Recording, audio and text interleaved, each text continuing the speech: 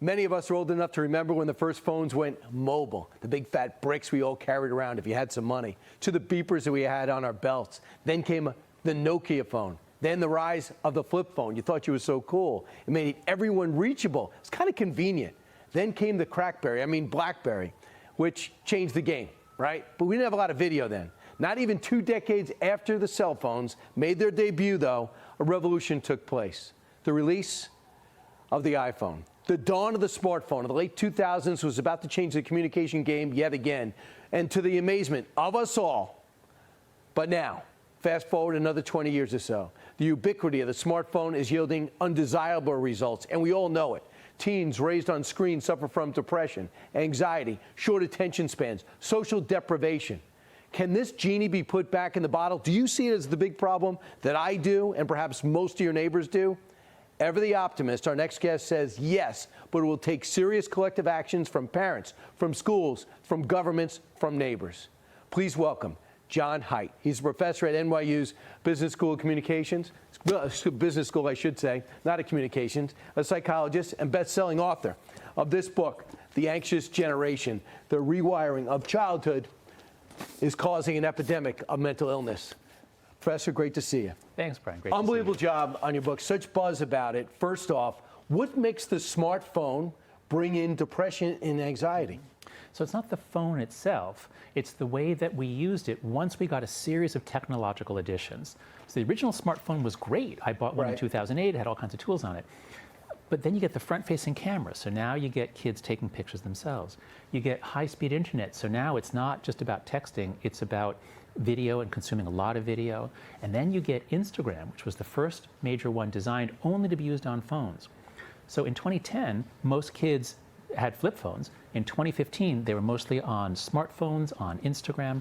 And when that happens, they're no longer interacting with each other directly. Almost everything is now running through the phone, and that's what messes up child development. And physically, the word development is really, it's physical. It's not just it's developing your emotional. You're not ready for a lot of this stuff. Well, that's right. So puberty is an incredibly important period in life. It's a period when the brain is literally rewiring at the fastest rate since you were 2 or 3 years old. So the brain is rewiring as you're trying to figure out, who am I? How do things work here? What do I do? How do I become an adult? All those things we're supposed to learn from those who are a little older than us, who are good role models, and our brain is wide open to learning. That's exactly when we give kids smartphones these days, around 10 or 11, beginning of puberty, and we let random weirdos on the internet be the source of all of their information as their brain is frantically trying to rewire. So you have four norms you want people to maybe implement. So this is a man of action. He doesn't just point out the problems, he has solutions. No smartphones before high school. Why? Because it's the having the internet in your pocket, which is so unbelievably distracting. That's what we have to delay as long as we can, and I'm suggesting that we just get it entirely out of elementary and middle school. That line between middle school and high school is a nice dividing line. So just delay smartphones till high school. You can give your kid a flip phone, or you can give them an Apple Watch, because I understand the need to text, that's okay. We don't want them to have the internet with them 24/7. Right, so no social media. The difference between the internet and social media. No social media before 16. That's right. So once kids are getting, let's say they get their first smartphone when they're in 9th grade, but they're not ready to just stick their head in the toilet bowl of social media and just keep flushing. Give them at least a couple of years, let them get a little further through puberty before we immerse them in that. Get your school to go phone free. Oh, that one is so important, so easy to do. This is the one that's going to happen this year, in 2024. Most schools say they ban phones. What they mean is, oh, we have a rule. You're not allowed to use your phone during class, which is ridiculous, because the kids just learn how to hide it.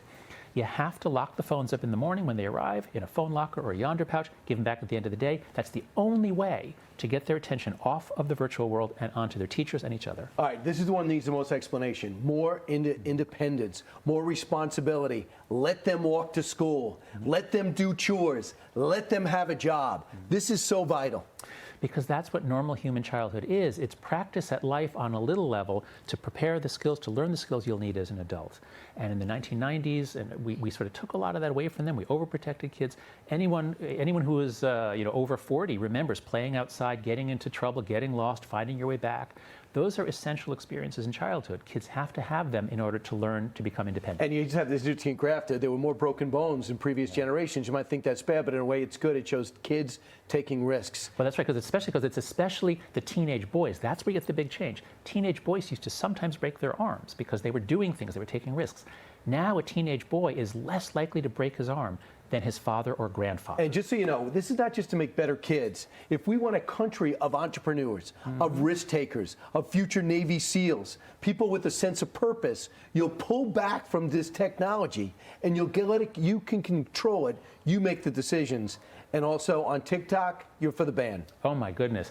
TikTok is the worst of the worst in terms of its effects on the kids. It's the most influential, and it is insane to me that this company must answer to the Chinese Communist Party according to Chinese law, as I understand it. All right, listen, the book is so important, and you offer solutions, and you are optimistic we can get a hold of this. Professor, thanks so much. Congratulations. Thanks so much, Brian. All right, just a quick note. I'm going to be on stage talking about everything in history, everything in the news, and having some fun. History, liberty, and laughs. I'm going to be stopping in Henderson, Nevada. It's going to be April 27th. I want you to be there. Go to briankilmeade.com. Of course, the last one, Teddy and Booker T.